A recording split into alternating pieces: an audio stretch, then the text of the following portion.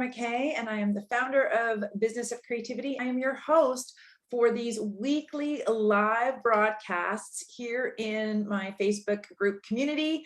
Today, we're talking about decision fatigue and what is decision fatigue and what can we do about it. Now, you may not have heard the term decision fatigue, but I just about guarantee you that you are intimately familiar with what it is and how it can impact your creative business and even just your whole life. What is decision fatigue? How can we recognize it? How can we recognize it as distinct from just regular tired, or are we ill or suffering from something else that might be causing the symptoms?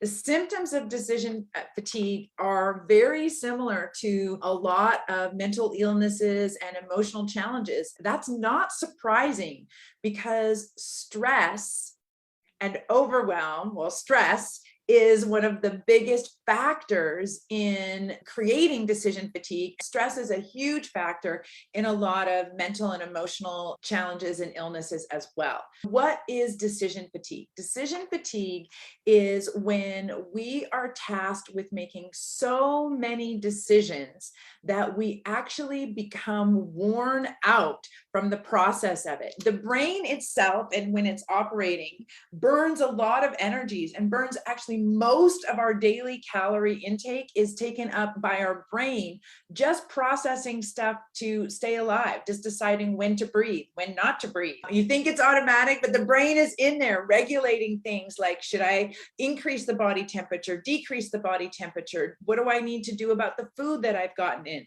Most of that we're not conscious about, but there are literally hundreds and hundreds of subconscious decisions that we're making all the time. In the last couple of years, the container of our lives has shifted so much and created so much uncertainty in so many different areas that many of us are having to make way more micro or small decisions than we ever had to make before, especially if we have kids or other parents at home and we're trying to decide, what does the day look like? How are we going to keep them entertained or educated?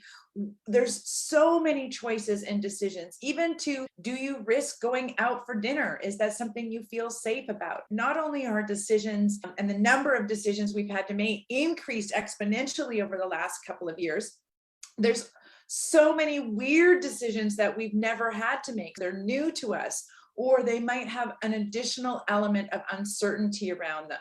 When we're making consistently and constantly having to make so many different decisions, it is long-term exhausting on us, and it can impact us in a lot of ways. If you are feeling overwhelmed, stressed out, irritable, anxious, depressed, if you are finding yourself just trying to avoid having to make any more decisions whatsoever, if you are looking in the kitchen and just dreading, like really dreading in the core of your being, I can't decide what to cook for dinner, I can't even decide what I want to eat. Making those like basic decisions just seems overwhelming, and you're trying to avoid them, or you're procrastinate and avoid making decisions, or you might find yourself just being super impulsive right now. There's the F it factor that we have in my circle of friends, where eventually you just get to the point where you just F it, I'm just going to do whatever. It doesn't even matter. Whatever choice, it doesn't even matter. I can't choose. I'm just going to avoid it, or I'm just going to be impulsive in my choices. If you're having some of these symptoms where you are procrastinating, you're being super impulsive, you're avoiding making a decision, or your default way of being is indecision. I'm just going to say no. Whatever it is, no, I'm just going to decline because I can't choose. I'm going to choose nothing. That place is a really hard place to be. And if you're there, I empathize. I have been riding a roller coaster of decision fatigue, where sometimes I just feel so exhausted by how many choices and decisions. And then I regroup, recuperate. I implement some of the things that I'm about to share with you about how do you deal with decision fatigue? What do we do about it? Then I feel good for a while. Then I notice that I'm having to make a ton of decisions, and I ride this roller coaster. I can completely empathize when we're in that place of just sheer exhaustion from making so many choices in our life, it doesn't, it's not a place of possibility. It's not a place of like optimism. It's a really challenging place to be creative from. It's a challenging place to dream or set goals for your future. I want to help you right now figure out what to do about decision fatigue if it's something that is afflicting you at the moment. There's a few things that you can do. The number one thing that you can do is to be clear about what matters in your life. When you know what matters and what you're focusing on, your decisions become easier. Another way of saying that is if you can prioritize the things that really matter and need your attention, it will make it easier to make better decisions on those big, important things. Prioritizing also helps when you can just say no or avoid it and have that be a good decision for you instead of just a default, just trying to lash out decision for you. Prioritization, focusing on what's really mattering to you, getting really clear about what matters to you, getting clear about what's important. On a very simple way, the way that I practice this on a daily basis is I look at, in the first thing in the morning, I do a brain dump of everything that I think I have to do or make a decision about or any of those kinds of things. Then I just pick 3. Yep, that's it. I just pick 3 that I am going to pay attention to, that I'm going to give my time and energy to. Anything else that gets done in the day is a total bonus. It's like, woot, for my own well-being and just so that I can manage my decision making tool and energy to just focus on 3 things for that day that are going to make the difference. The 3 priorities for the day, and everything else I just have to let go a little bit so that I'm not spending as much of my energy and focus on that. However, that only really works if I'm also reducing the decision drain.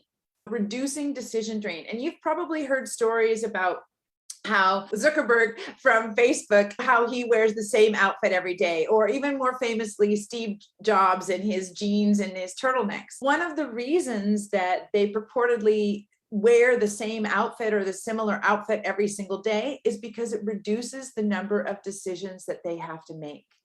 A lot of our top performers that we see out there in the world who are entrepreneurs and who are really making it and who are doing big things and innovative things, what they're doing is they're reducing decision drain. How do you reduce decision drain? You pre-make your decisions. You plan ahead. If you find that deciding what do you want to eat for lunch during the day is like something that just is hard to do and you procrastinate and you make poor choices around, you could set yourself up for success by on Sunday pre-planning all of your meals, just deciding what you're going to eat. You don't even have to cook them. We're not talking about meal prepping here. We're just talking about make the decision in advance so that you have room during your week to focus your brain and your decisions and choices on the things that actually matter. Once you've decided what matters by prioritizing, then the next step is to what can you do to reduce your decision drain? Can you lay out what you're going to wear to work every single day? Can you pre-decide what you're going to eat that week before you have to do it in a day? Can you make any of your decisions in advance, or can you reduce the number of options? That's one really good way to reduce the number of decisions you have to make in any given day.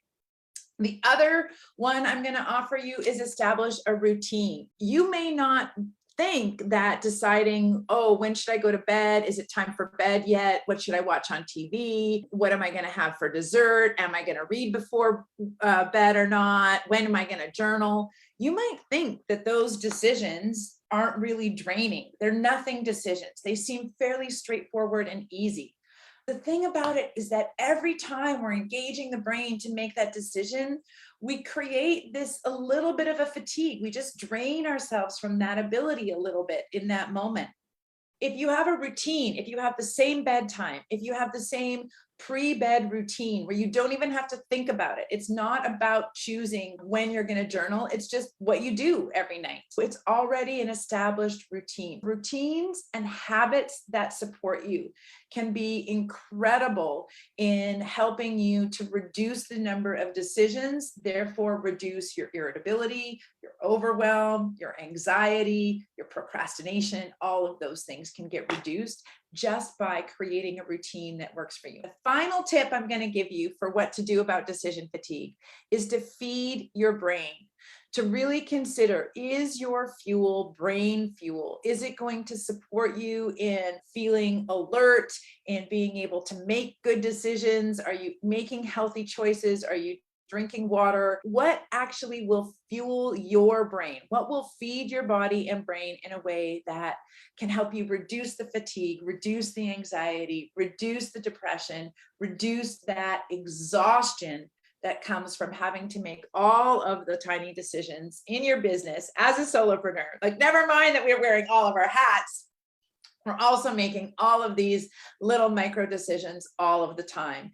As a culture, we're starting to see that so many people are experiencing decision fatigue. There was a meme that I saw that was talking about how the next person that you meet could be having a really hard day, because really we're all having a really hard day these days.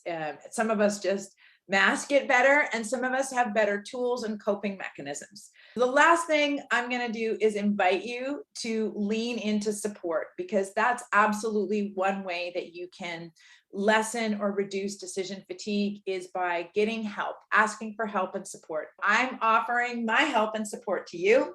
I would love to offer you the opportunity to get some help, some outside perspective in figuring out what's important. Step one. What is your priority? Where should you be focusing? How can I help you eliminate some of the decisions that you need to make and focus your time and energy on the things that really matter? Book a call with me. Reach out, go to businessofcreativity.ca. Click the book a call button in the top right corner, or go to businessofcreativity.ca/strategy. I will meet with you and help you to figure out how to prioritize your time so that you can reduce decision fatigue in your creative business. That's my offer to you. I'm here to help. Lean into support around you and practice one of those decision fatigue ameliorating tools, or techniques rather, of prioritizing, reducing your decision drain, establishing a routine, feeding your brain, and finally asking for support. Thank you so much for joining me. I'd love to hear your thoughts and your comments on anything that resonated. I'll see you here next week on Coaching for Creatives. I'm Ora McKay. Have a great week.